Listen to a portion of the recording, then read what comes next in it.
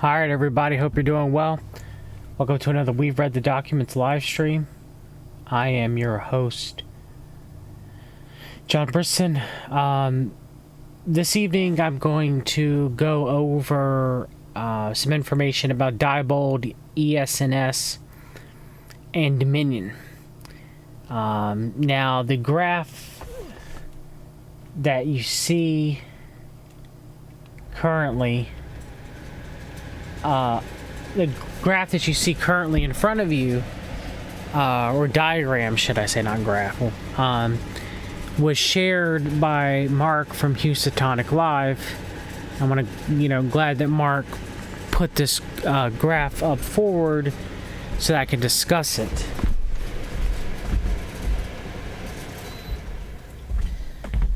Sorry, I had to turn off my heater. So, this graph has scrap corruption-ridden electronic voting now. And so it has the chief electronic voting scammers, and of course it's all slanted against the left, world order, mostly the globalist world order. Mueller, Comey, Holder, Clinton, Obama, Romney, Bush, Soros, Malak, Brown, and Patty. Not to say that these people aren't involved in it, but it's heavily slanted by someone who the anonymous patriots that put this out they're leaving something majorly big out about Dominion voting systems, ES&S, and Diebold. So here, it has, Diebold rebranded to Premier Election Service Systems. ES&S acquired Premier. Dominion Voting Systems acquired Premier, formerly Diebold, in a DOJ-triggered antitrust divestiture. That's true, but they're leaving out a major thing. And I wonder why a certain man named John Kenneth Blackwell is not being mentioned at all in this chart. Especially when you show Diebold and ES&S and Optech. Something's not right here. This person obviously did, their research, but somehow managed to leave John Kenneth Blackwell's part out. It really doesn't make a lot of sense. Unless, the anonymous patriots that made this chart don't know who John Kenneth Blackwell is, which is possible, but not probable. If they really did the research into ES&S and Diebold, it easily leads to John Kenneth Blackwell. So here's Jensa's page on John Kenneth Blackwell. Ken Blackwell has an distinguished record of achievement as a finance executive, entrepreneur, diplomat, educator, independent corporate director. He's one of the nation's leading conservative voices and a strong advocate for free market enterprise. In 2006, he became the first African American in Ohio history to be a major nominee for governor. Testimony to his impact on national economic and tax debates was his endorsement and strong support he received from Club for Growth. Oh boy, Cokes. In 2004, the American Conservative Union and Ashbrook Center for Public Affairs honored Mr. Blackwell with the John M. Ashbrook Award for his steadfast conservative leadership.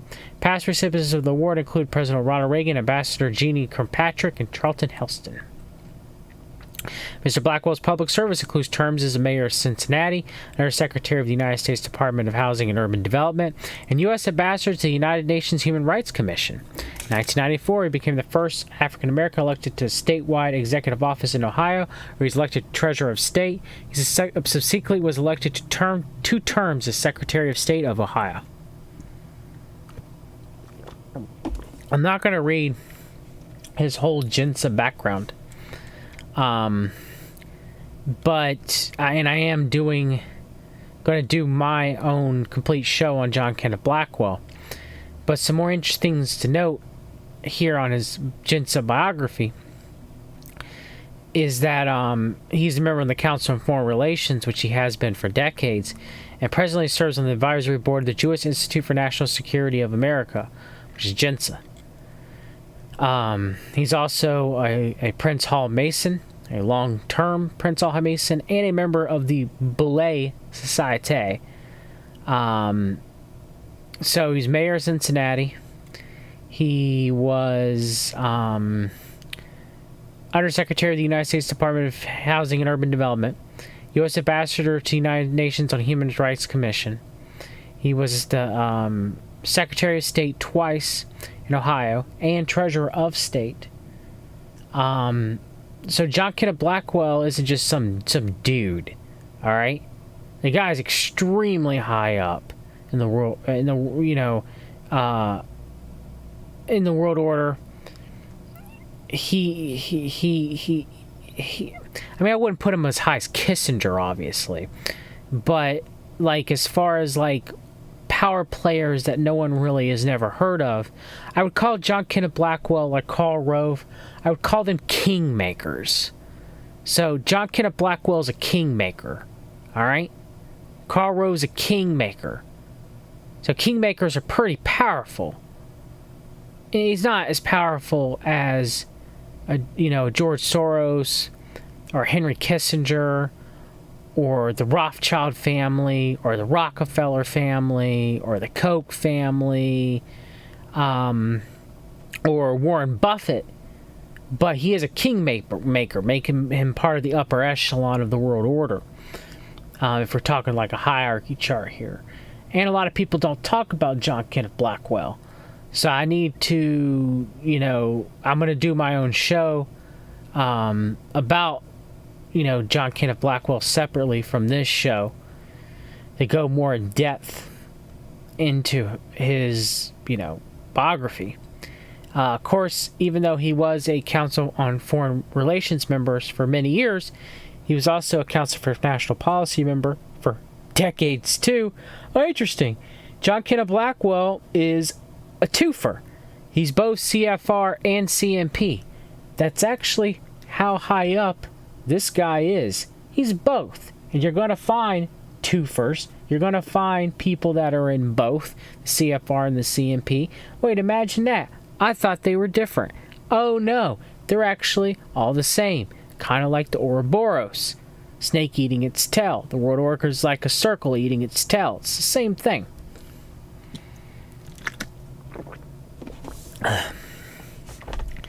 So here is the 2020 Council for National Policy membership list. Of course, John Kenneth Blackwell's still there. This is Dominion Voting Systems, like I mentioned earlier. Acquire Premier Election Solutions assets from ES&S.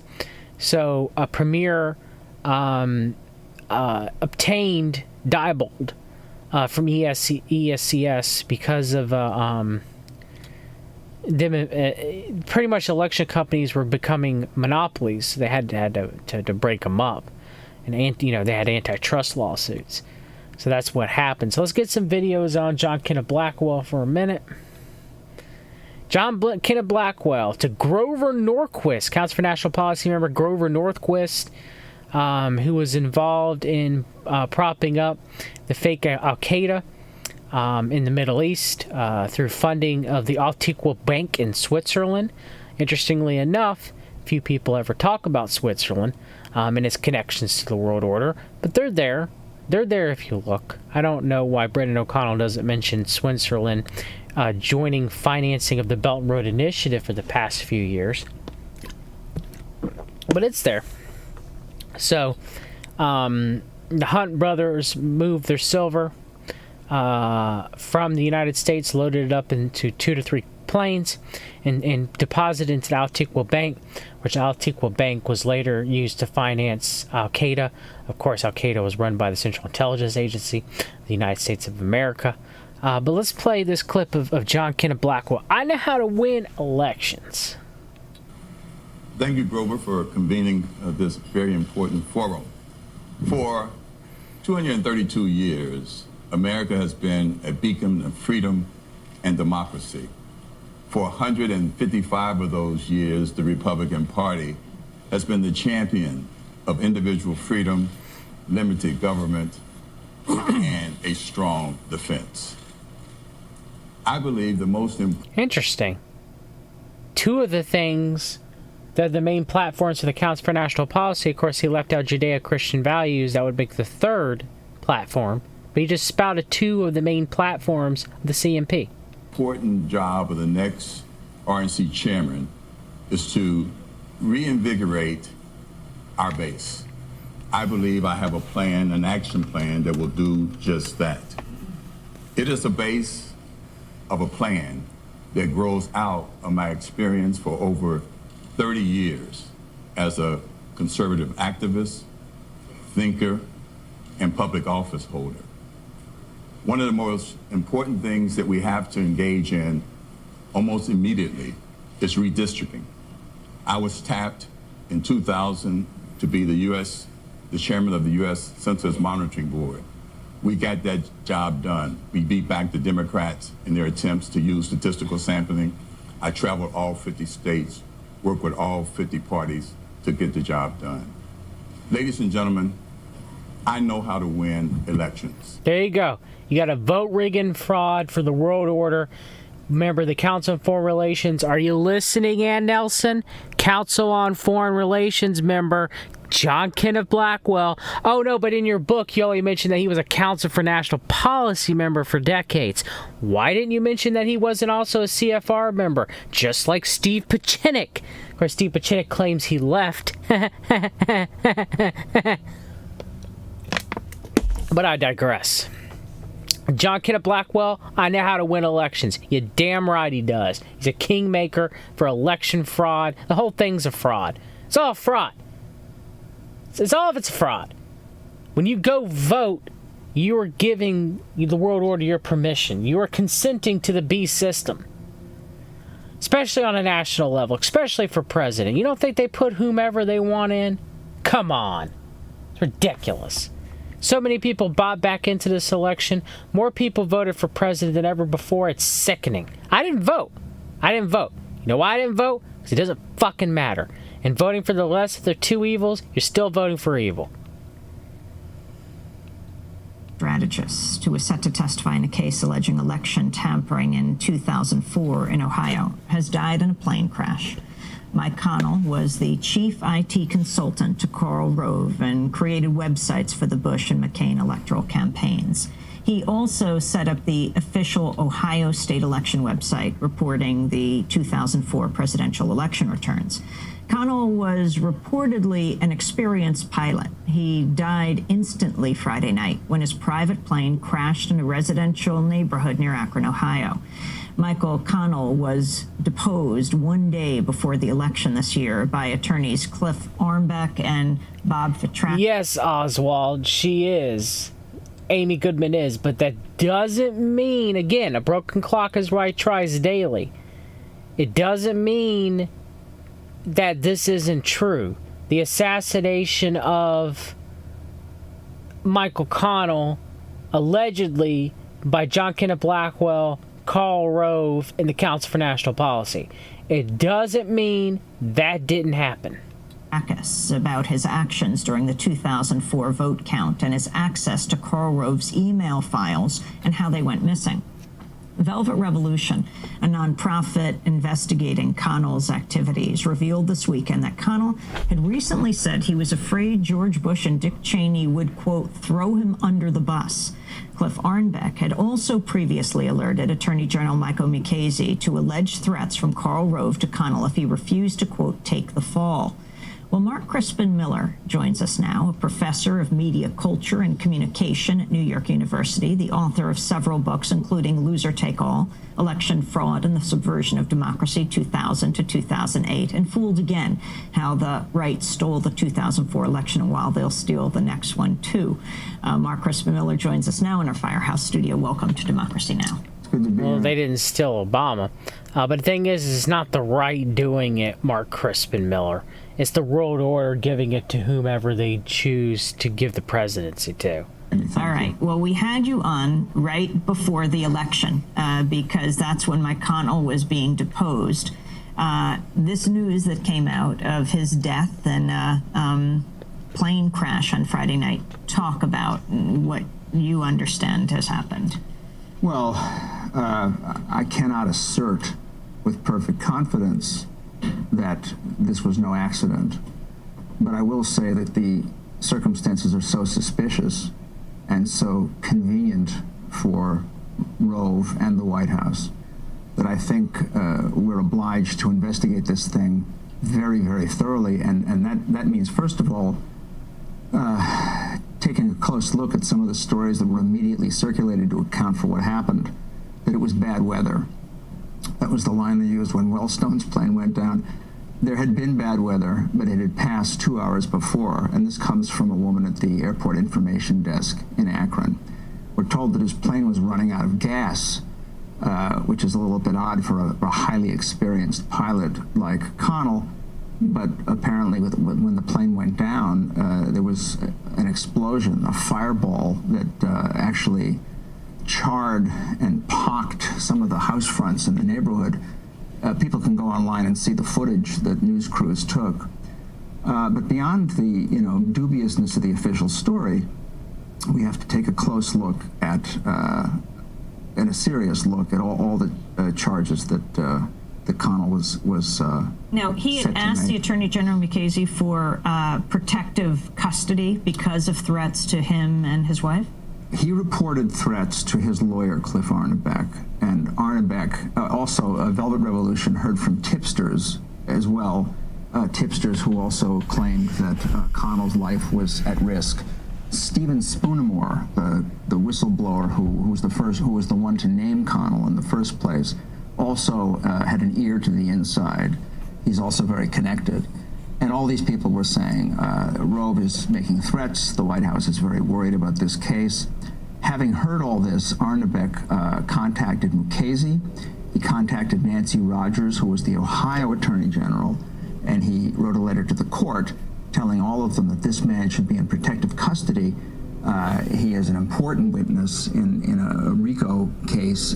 Please do something to look after him, and they didn't respond to this. So explain what this case is all about and exactly what Mike Connell has been doing over these last years. What does it mean to be Karl Rove's IT guru? Well, the lawyers in the case refer to him as a high IQ Forrest Gump, by which they mean that he seems to have been present at the scene of every dubious election of the last 8 years. We're talking about Florida in 2000. We're talking about Ohio in 2004. We're talking about Alabama in 2002. He seems to have been involved in the theft of Don Siegelman's reelection for governor.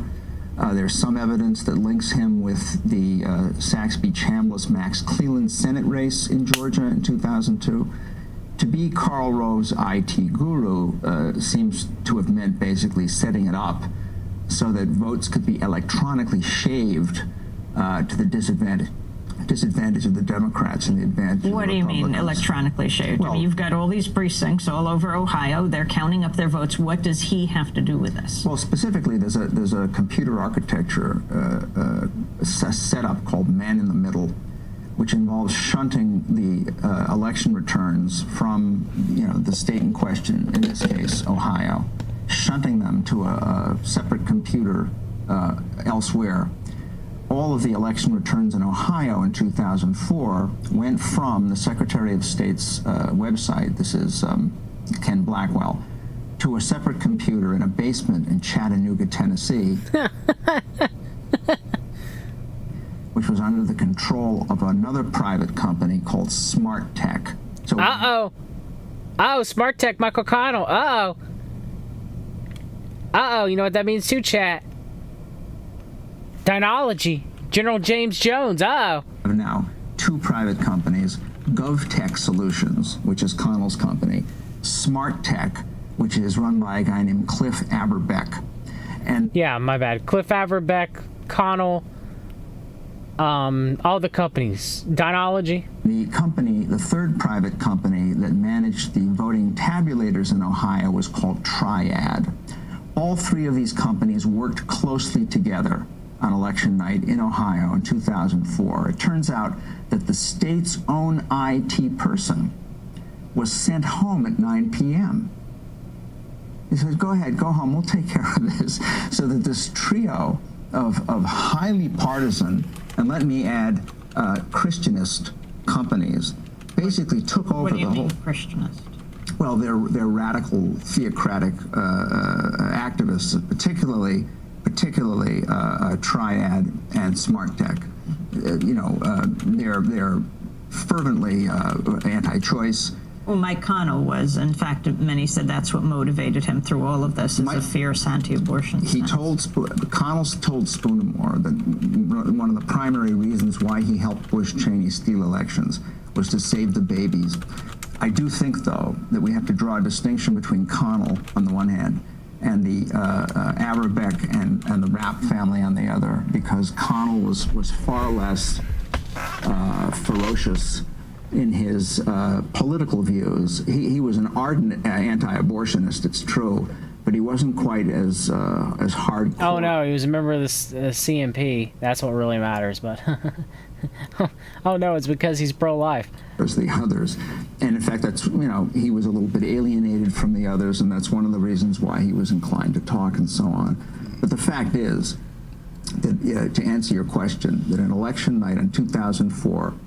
It had been Connell with these other two companies working with him, who had managed the computer setup, enabling Ken Blackwell to study the maps of precincts and voter turnout very carefully and figure out how many votes they need.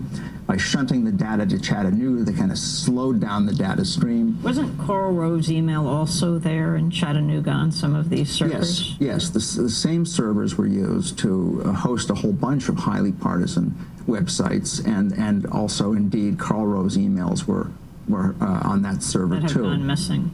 That have gone missing. Incidentally, Stephen Spoonamore, again, the whistleblower who's the one who named Connell, has told us, and I've seen his own contemporary notes. And explain again who he was. Why was he in a position to whistleblow?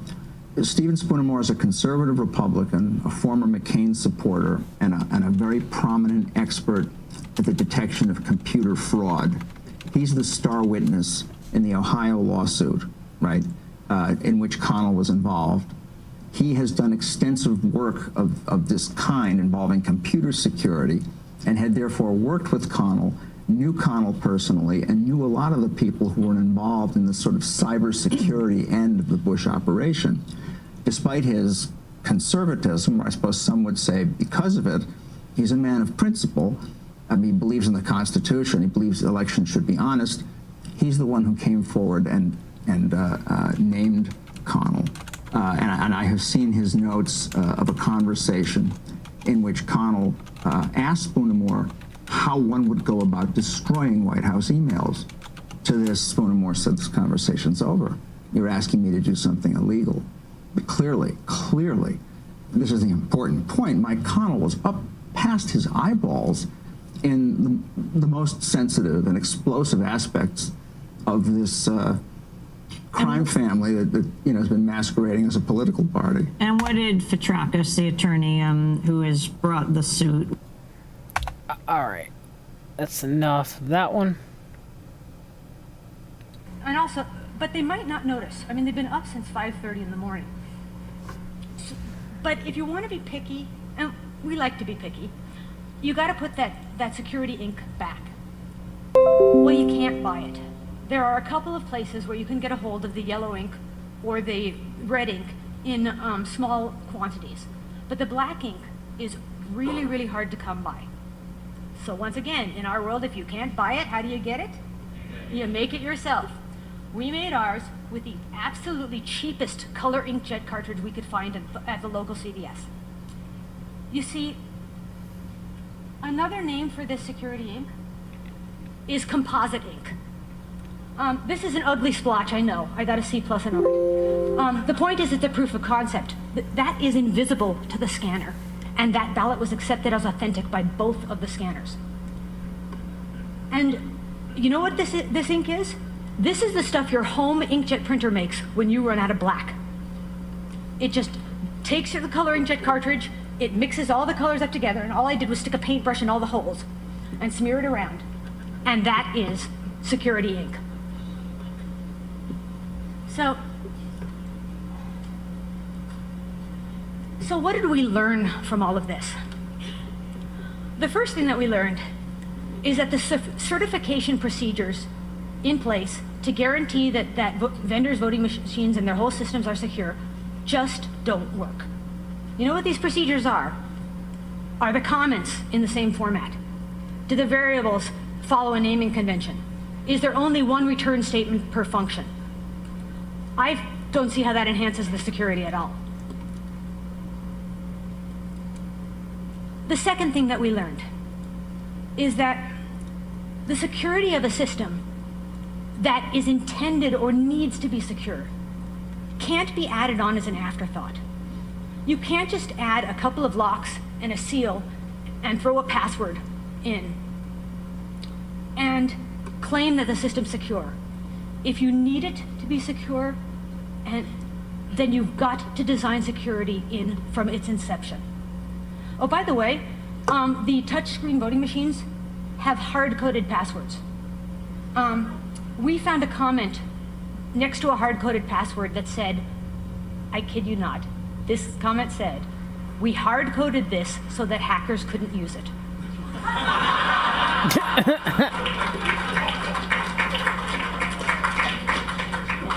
Yeah, you can't make this stuff up. Viral. Yeah, okay. The third thing that we learned is that, well, we weren't the only ones looking at this system. Along with the academic teams, Ohio hired a group of commercial software testers. And they have a methodology, and they've got a business that goes around and trying to determine the security of software systems. And they didn't find anything that we didn't find. But we found a lot that they didn't. So why did our ad hoc, thrown together method find so much more than they did? We think it's because we approached it like hackers. We sat down, every one of us with our little piece, and we basically said, how do I attack this system? If I poke at it here, which way does it move, and what does that tell me? And it allowed us to go off on tangents if it looked interesting. And that allowed us to make some of our best finds. For example, the Palm Peb emulator. The first thing we noticed when we unboxed that touchscreen is that there's no on-off switch. But if you stick that little box in that little slot, the machine comes on. Wow, okay, there's a switch in there somewhere. If you put the wrong one in, it comes on, but it gives you an error message, wrong Peb. So that means there's some communication going on. And so the next step was just to try and decode that communication. Another example is finding the ballots. The reason we found we could forge ballots was because we tried to make a photocopy, and we sent it through, and it spit it out and said possibly counterfeit. So we thought, okay, the papers aren't the same color. The weight, this is paper and this is cardstock. But looking closely at the ballot, you could see that some boxes didn't look exactly the same as the other. It was a little fuzzier, not quite as clear. Okay, what does that mean? And that tangent led us to that. And then the one other thing that we did is that we stepped back and looked at this not as this problem with this machine and this problem with that one, but as pieces of an entire system. And we were able to find our major discovery, that of viral propagation, because we said, we've got a vulnerability here. We've got this piece of a puzzle. How do we use that to attack this piece? And so the fourth discovery, and this is the most important, is that we were able to actually demonstrate an attack that a single person, a single voter could do at a single machine that would virally propagate all the way back to the election central headquarters of the county. And What this means is that not only could an attacker change the votes on one machine, not only could a malicious poll worker alter the results for a precinct, but one person in one podunk little precinct, somewhere in the middle of nowhere, can upload malicious code onto a machine, which will then write itself onto the removable media, which at the end of the election gets taken out of that voting machine and sent back to the headquarters, where it gets put into that Windows box running the election management software, where it takes advantage of a number of vulnerabilities and writes itself onto that, and thereby alters the results for the election of the entire county. And if you don't think that's important, please remember that in 2004, the entire country waited to find the results of who got Ohio's electoral votes. And who got Ohio's electoral votes depended on the results of Cuyahoga County. One single county made all the difference in who became president. So, you know, it's true what they say. One voter really can make a difference.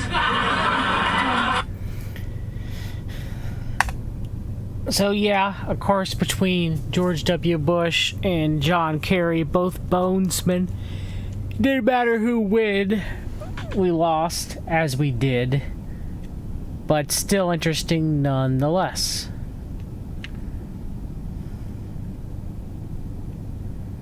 More now on all of that with somebody who was a now former member, I guess, of that commission. Former Ohio Secretary of State and Treasurer Ken Blackwell also served as the Trump transition team's domestic policy advisor.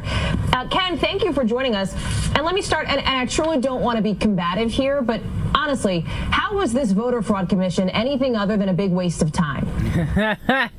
Vote rigging fraud! John Kenneth Blackwell on Trump's election integrity committee, getting down to making sure that the votes are real.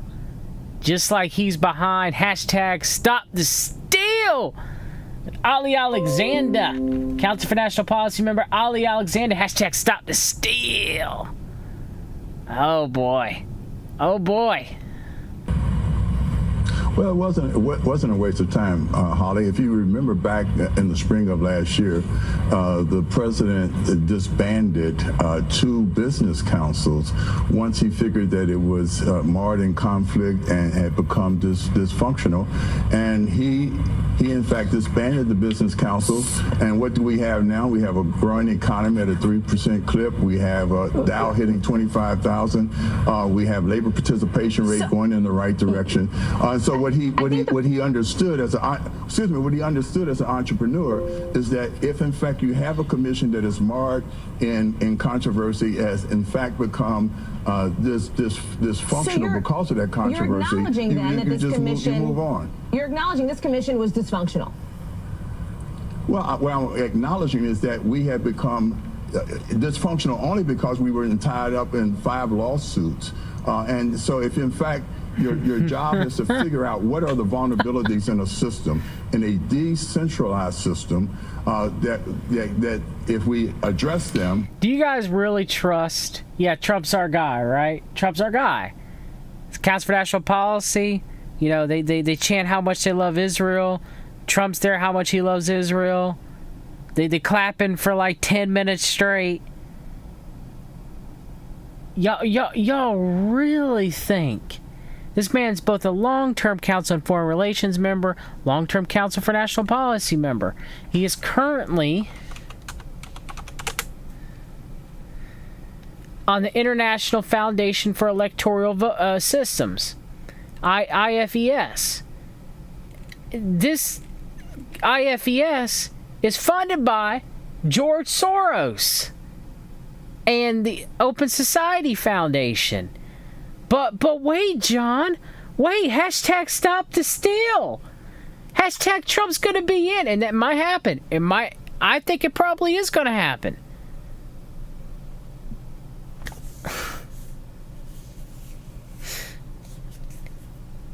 You guys who still have faith that Trump's our guy, still have faith that Trump's your guy, are literally asking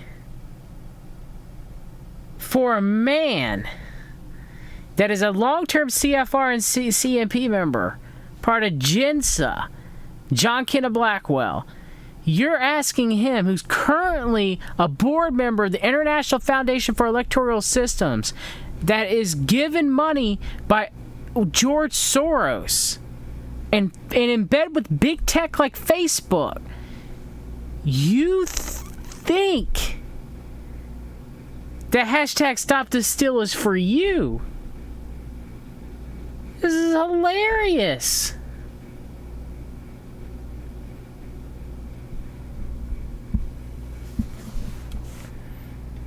It really is.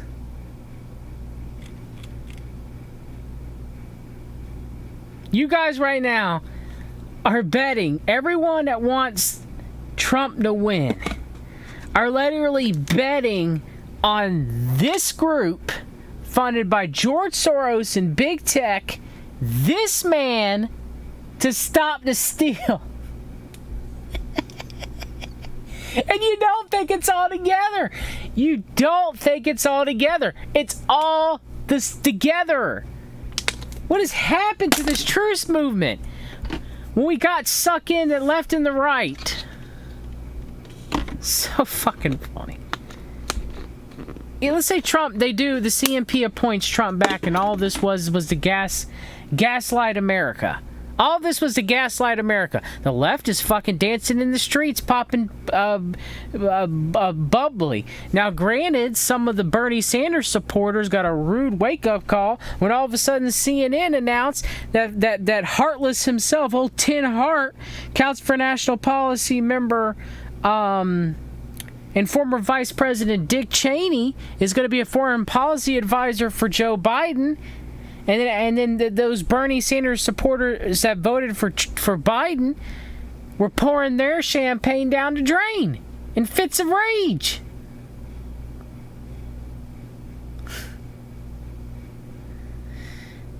If Trump gets in, the CMP will have him by the balls. Granted, they already did. Granted, Israel already did. Granted, it's just so.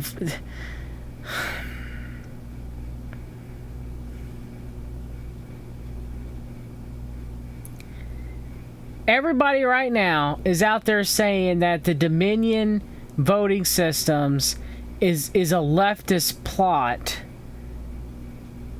to rig the vote against Trump for Biden.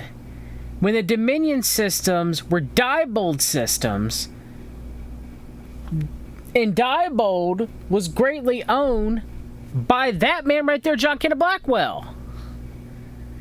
The election systems that rigged it for Biden were historically in possession and have major ties to Karl Rove and John Kenneth Blackwell. So this guy right here is also the guy that's running Stop the Steal, but he's in bed with Soros.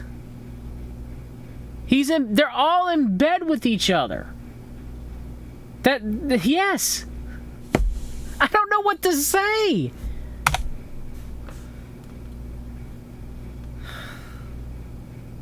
I wish I could really tell you guys. I wish I could explain it to people that can't figure it out.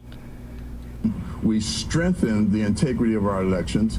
You go on and you figure out a way to do that. He has basically said we're going to let Homeland Security take a hard look at that, work with the bipartisan national associations of secretaries of state, and fix our system. Nobody basically believes that this is the perfect system. Nobody disputes that our voter rolls have been corrupted and are in need of fixing, and nobody challenges the notion that we have vulnerabilities from international actors, from China or Russia, etc. Well, Russia, interesting. Is explicit on that final point, as you make it sound like he's been, Ken. But let me ask you, I got to get you two things before I let you go. But number one, we talk about DHS now taking this over, because that's a central question. Where does this go from here? Chris Kobach is saying it's going to go to the Department of Homeland Security.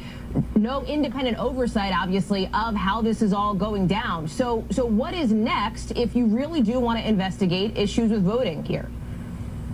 Well, which, by the way, is a small, tiny fraction of the votes that have happened. Go ahead. Yeah, I think what you could do is to invite Jay Johnson and the present Homeland Security leader to come and talk about that, because Jay Johnson was the first to say that there were vulnerabilities in our system and we needed to take a look at how we, in a decentralized system where elections, even though we have a national election day, we had 50 state elections under the management of 50 state election managers. And so getting people talking together, working on a bipartisan basis to deal with those vulnerabilities is what we need. And I applaud the president I applaud the president for saying, why get bogged in lawsuits and dysfunctionality when in fact we can get it done another way. The same lawsuits that you guys are doing right now and the leaked CMP agenda.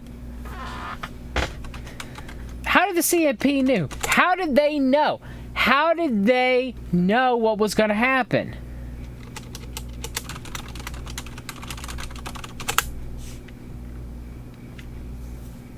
Even if Trump is president, what is it going to lead at this point? They have him.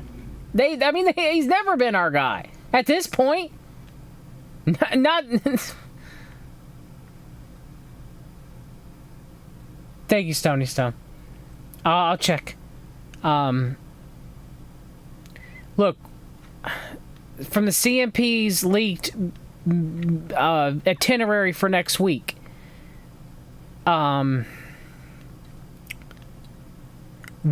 happened, why, and what now? Mr. Scott Rasmussen, publisher and pollster, ScottRasmussen.com. Election results and legal battles, what now? The Honorable John Kenneth Blackwell. Well, you just told me that they were wasting their time with legal battles, John Kenneth, and now they're not. So which one is it? Restoring law and order and uniting the country. Mr. Scott G. Erickson, Deputy Chief of Staff. Oh my God. U.S. Department of Homeland Security. Uh-oh. Gaslighting of the left. When Trump wins. Oh boy. CMP knows. How do they know? How do they know? How do they know? The reason I think that there was a lot of concern about this is because a lot of people saw this as actual voter suppression. Remember that this started because the president made an unfounded claim that there was widespread voter fraud in this country that cost him the popular vote. That is 2018, this was on. He's talking about 2016. The origins of the commission that has now been disbanded. So let me no, it isn't.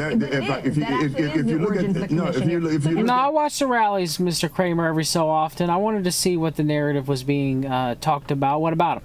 Holly, if you look at the mission, excuse me, Holly, if we look at the mission. Hang on 1 second. It's my show. I get to ask the questions about. Let me just say, over the last 11 months, I just want you to explain to me what you actually accomplished. That's my question to you. What actually got accomplished over the last 11 months? I'm answering your question. What we basically have, in fact, accomplished is that although we've had only 2 meetings, we have now began to categorize and catalog. Yes, rigged election. All elections are rigged. Every election for president's been rigged. This one's no different. This one is no different. No different. This is Democracy Now!, democracynow.org, the War and Peace Report. We are breaking with convention. That's war, peace, and the presidency as we cover the Republican National Convention here in Tampa, inside and out. A coalition of groups are planning to stage a protest outside the Republican National Convention today to decry new voter ID laws and cutbacks in early voting. A recent study by the Brenton Center estimates new voter ID laws could disenfranchise more than 5 million people across the country come November, including voters in swing states such as Pennsylvania. I just want to get to John Kenneth Blackwell. The franchise was not impeded by onerous regulations and unfair processes. In the last 6 years, we've looked at the other voting right, and that is the right to make sure that legal ballots are not negated by fraudulent ballots. And as a consequence, I think there's a good balance that we've been able to strike between those two voting rights. And how much of a problem are fraudulent voting? Well, let me put it to you this way. We have enough evidence that there are folks who either screw up the process deliberately or accidentally. Judicial Watch has done an exhaustive review of 2008. For instance, they found that 1.3 million registrations were collected by Acorn and Project Vote, and of that, over 400,000 were banned. It's like I tell people all the time, if you protect the integrity and safeguard the integrity of the ballot box by putting a duty on citizenship and voting, by saying that we have an obligation to make sure that common sense steps are taken against fraud, then you protect the... You're a vote rigger! You rigged elections! What's most important is that people believe that the electorate is an accurate picture of what was done.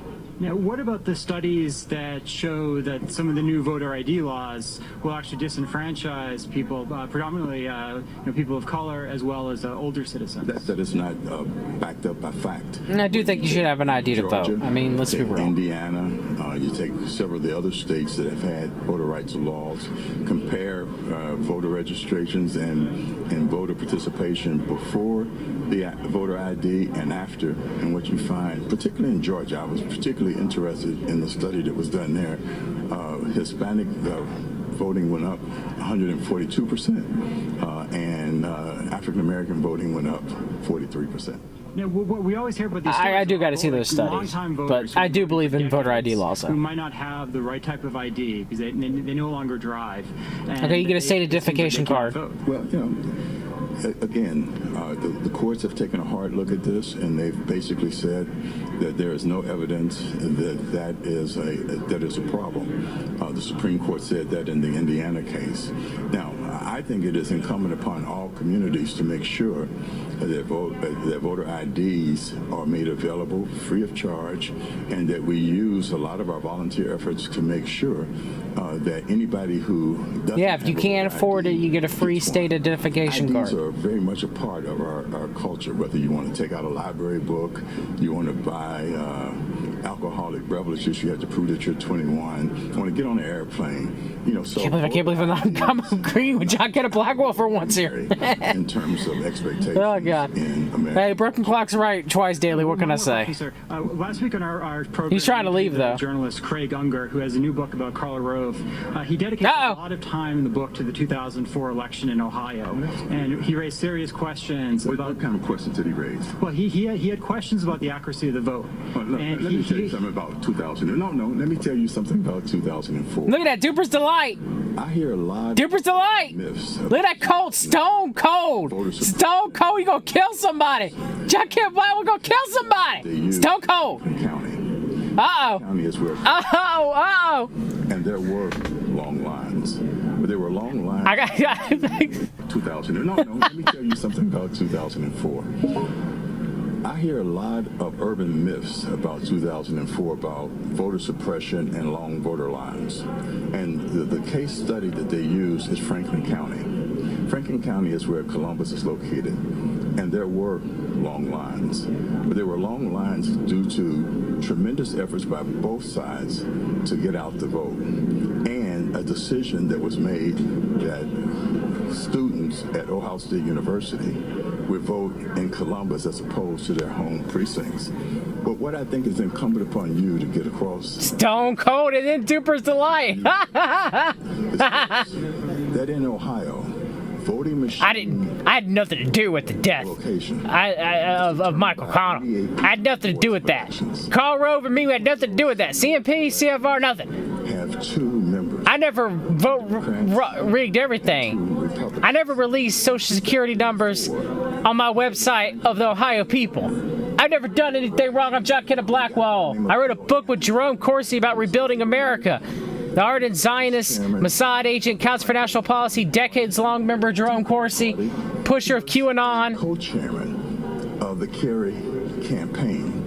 and he was African American, I don't think that he would have allowed voting machines to deliberately not be placed in African American communities. But excuse me, sir, but it's this notion. Oh my God! John Kenneth Blackwell's a stone cold killer! Allegedly.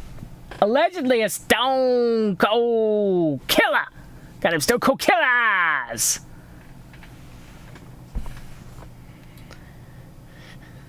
Secretary of State made a determination, therefore getting long lines that frustrated African American voters. That was not the case. I haven't read the book, so I won't comment on it. Well, I'm not asking about the book. But sir, he asked a company called Smart Tech. I don't know nothing about Michael Connell. I don't know nothing about Averback. Who? I'm not gonna comment on that. Who? Michael Connell? What? Who? Oh, I never had any job with him. No. That's my understanding is that Ohio actually had a contract with this company. You know what? Let me say something. Yes. I gave you my time. Right. I gave you my time. In Ohio, in 2004, we had a record turnout of African American voters. But that's not my question. My question, sir, was about my answer is this. Right, but you're not answering my question. Listen, if I okay, I'm not suicidal. It is against my belief as a Christian, and I am in good health. If I die, I'm not gonna say who did it, but please start. I'm not gonna say who did it, but I mean, Stone Cold's all I gotta say. Stone Cold. Ohio, examined by Ohio newspapers and election authorities, had a good election, a clean election. It's Stone Cold eyes. Oh, I'm scared. It's like looking at a demon. Oh man, I needed this chat. That was Ken. I will say this: that reporter, he had the gravitas. He had the gravitas. Man, he's looking at a Stone Cold Killer in the face. Allegedly a Stone Cold Killer. Allegedly, hypothetically, Stone Cold Killer in the face. Oh, good God Almighty! The dudes talking on We Read the Documents channel. Today I have a very esteemed fellow researcher who's extremely knowledgeable. I cannot give him enough praise. George from cavdev.org. He is here with us today to talk about election fraud and whatever they develop from the many topics that he is well versed in and that I'm well versed in as well. As far as our knowledge, how are you doing today, George? So tell us a little bit about CavDev first of all, and how you got involved with that, and then we'll start talking about election fraud.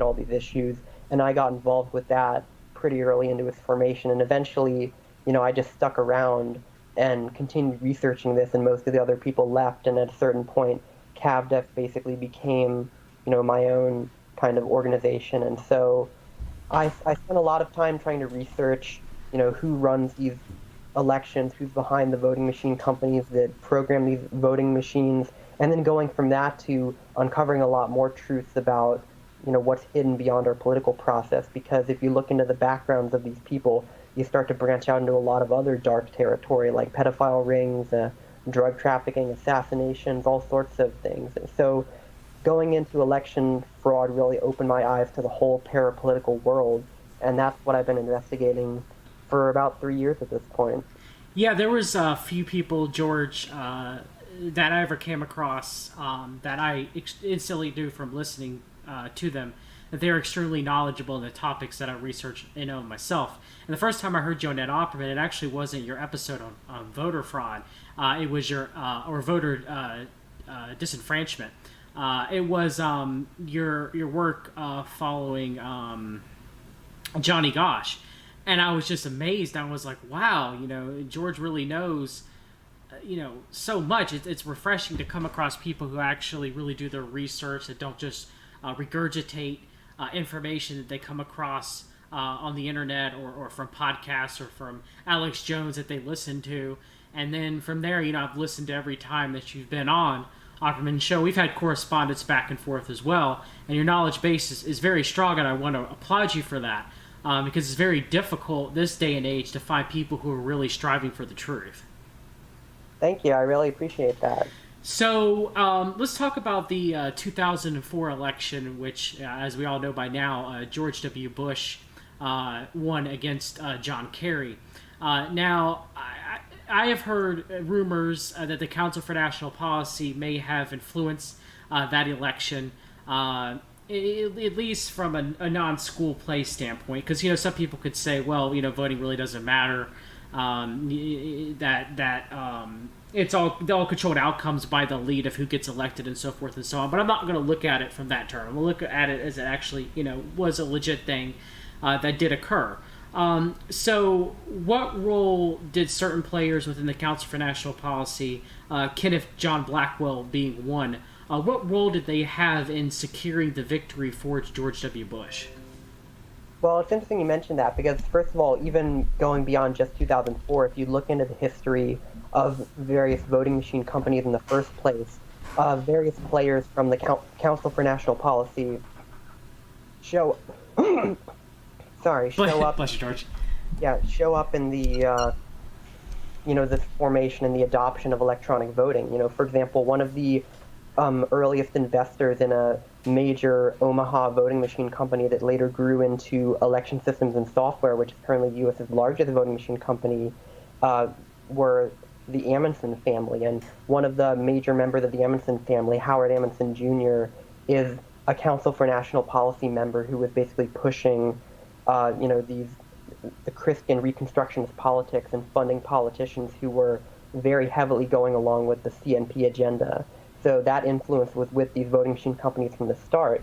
And you also had a figure like Jack Abramoff, who was this famous lobbyist from the early days of the Bush administration, who was indicted on all sorts of scandals, and he was lobbying Bob Ney, who was one of the major people who pushed the Help America Vote Act, which led to e-voting being adopted across the U.S. So you already have these connections that were there from the beginning. But looking at the 2004 election specifically, the state of Ohio, which it arguably had the most suspicious election out of all the states in 2004, it was overseen by, as you mentioned, Kenneth Blackwell, who was a Council for National Policy member. He still is as of 2014 from the list that was released by the Southern Poverty Law Center, and I see no change for him. I still believe he is in the CNP to this day. Yeah, that is very likely, and he was on George W. Bush's re-election team in that state while he was the Secretary of State of Ohio, which is a major conflict of interest if you ever saw one. And I mean, what happened in 2004? There was all this array of things, all sort of working to benefit Bush and harm Kerry in terms of the election process. And starting from the very beginning of 2004, before a single vote had been cast, Ken Blackwell was trying to make it a lot more difficult for new voters to register in the first place. Like, there was this very arcane sort of statute in Ohio law that had really never been enforced, and came up with these very particular requirements for voter registrations, that they had to be on a certain dimension, certain thickness of paper, or else you could deny them. And Kenneth Blackwell decided to start enforcing this statute that pretty much no one had even heard of or known about up until this point, and saying that your new voter registrations have to be in this form or they'll be denied completely. And so he made sure that tons of new voters who were trying to register, which was overwhelmingly benefiting Kerry because that was the group that was winning the new voter drive, were not able to register in the first place. And as you went into the election itself, there were all sorts of irregularities that were occurring with the voting machines themselves all over the state. And when you got into after the election, basically, some people realized that they had all sorts of questions, and so the Democratic Party didn't really want to do anything to challenge the results. So the Green Party and the Libertarian Party essentially got together and they organized a recount. And the recount itself was set up in a way where first they would do basically they would take 3% of the votes, they would manually count them, and they would compare it against the machine counts of those same votes. And if they matched, then you could just recount everything else by the electronic machine. You didn't have to do a manual count. So there were a lot of problematic procedures going on during those recounts to try to force the electronic results to match the paper results. And Kenneth Blackwell was involved in this process too. At one point he was sending this technician from Election Systems and Software named Sam Hogsett, who was basically going around, and whenever the hand counts didn't match the machine counts, basically would send in this technician Sam Hogsett, and he would essentially go in, fiddle with the machines, and get everything to match up. And there were election board members, local election officials, who pretty much said outright that they didn't trust Sam Hogsett, but Ken Blackwell and the Secretary of State's office was sending in this person to mess with the results and basically try to avoid the entire purpose of the recount. So that was just, in the beginning days of the election, what Ken Blackwell and other, partisan officials were doing. And one of the big problems with Ohio is that all of these local election boards, even though they're supposed to be bipartisan and not biased in a particular way, are basically forced to follow the direction of the Secretary of State. And at one point, Ken Blackwell sent out a letter to these boards saying, you have to follow all of my directives or you'll be removed. So Ken Blackwell had the power to strong-arm all these election officials into doing exactly what he wanted. And so he was able to make sure that there were, that anything untoward didn't turn up, and the official election results that were tabulated by these easily manipulable electronic machines would stand. So, some background information about John Kenneth Blackwell. He was mayor of Cincinnati in the late 1970s. Would later become the 43rd Treasurer of Ohio. During the 1990s, he's also a Prince Hall Mason, Freemason too as well. And interesting later on, and I want to go back to the 2004 election, was that Kenneth John Blackwell was put on Donald John Trump's Election Integrity Committee recently, which is laughable at best, isn't it, George? Well, yeah. I mean, it sort of betrayed what this Election Integrity Committee was actually for, if you're going to put, one of the most infamous election riggers in recent U.S. history onto that commission. And, I mean, the whole commission was kind of a joke from the beginning, and it tried to focus on the issue of illegal voting and voter fraud rather than focusing on the real systemic threats in our election process, which is the voter registration, who's in charge of that, who can deny or purge voters even when they shouldn't be, and the electronic voting machines, which are completely non-transparent systems that you put in ballots or you put in votes on these touch screens. They get fed into this machine and they spit out some numbers, and you have no choice but to trust that these numbers are accurate, and you can't really do anything. So those two things are the chief threats to our election system, that enable entire nationwide outcomes to be changed. And the Election Integrity Commission pretty much bypassed this entirely. So that's a good example of the character of the commission, and Ken Blackwell being on it sort of just proves that that's what it really was, just trying to deflect from the real issues and cover up. Yeah, very much so. So what happened with the whole Social Security, the release of the Ohio Social Security numbers that was under Blackwell's watch from his office? Do you got any information on that? Unfortunately, no. I can't say that I've really researched that as much. I mainly focused on what he did as the head of the elections, not other duties as Secretary of State. Yeah, it was very interesting that the office not only published Social Security numbers of Ohio citizens not once that year in 2006, I think it was about 1 million that they had posted. They actually disclosed it again later in April, which is about 5 million. To almost 6 million voters. They leaked their information yet again. It's very interesting, isn't it? Well, yeah, and I mean it's possible. When all this personal information gets released out to the public, a lot of this information can be a very useful tool if you're trying to target voters in a particular way. Like if you want to figure out exactly who needs to be disenfranchised or find ways to intimidate people, having all these massive databases of personal information can enable you to swing elections in even more directly targeted and highly unethical ways. And that may have been part of the entire motive in the first place. I'm sort of just speculating at this point, but it's a pattern that has come up in many past elections, including the Democratic primaries in 2016. I mean, you could say once is a mistake, but twice within the same, even within the same year, within this, the span of a month, it's ridiculous. Yeah, that's pretty hard to believe.